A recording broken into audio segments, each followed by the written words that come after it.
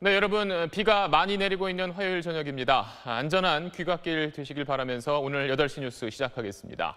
첫 소식입니다. 현재 자녀가 3명 있는 집에 주던 다자녀 가구 혜택을 2명 있는 집으로 늘리는 방안이 추진됩니다. 저출생 문제를 해결하기 위한 정부의 고심이 반영된 걸로 보입니다.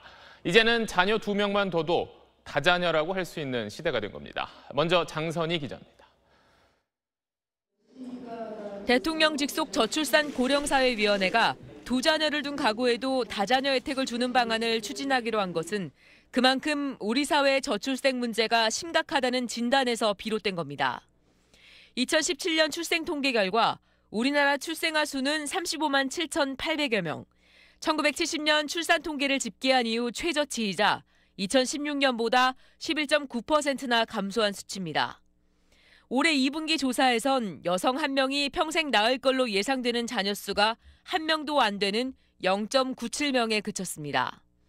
정부는 그동안 3자녀 이상을 둔 다자녀 가구에 주택 특별 공급을 비롯해 주택자금 대출 지원, 자동차 취득세 감면, 전기, 가스 등 공공요금 할인, KTX 등 교통비 할인 등 다양한 혜택을 줬습니다. 하지만 이런 혜택을 받는 가구는 전체 가구 수의 10%도 되지 않습니다. 출산을 원하는 가정들이 1자녀 놓고 2자녀, 3자녀까지 이어지는데 어려움이 없도록 해야 되고 그런 차원에서 지원 기준도 통일하고 개선해야 된다고 생각을 하고 있습니다. 정부는 둘째 아이를 낳는 가구에 소득과 상관없이 출산이나 양육을 지원해주는 방안도 검토 중입니다.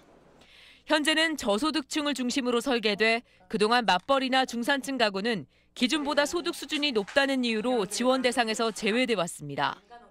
정부는 지난달 저출생 대책을 발표한 데 이어 오는 10월 추가 대책을 발표하고 내년부터 시행할 예정입니다. SBS 장선희입니다.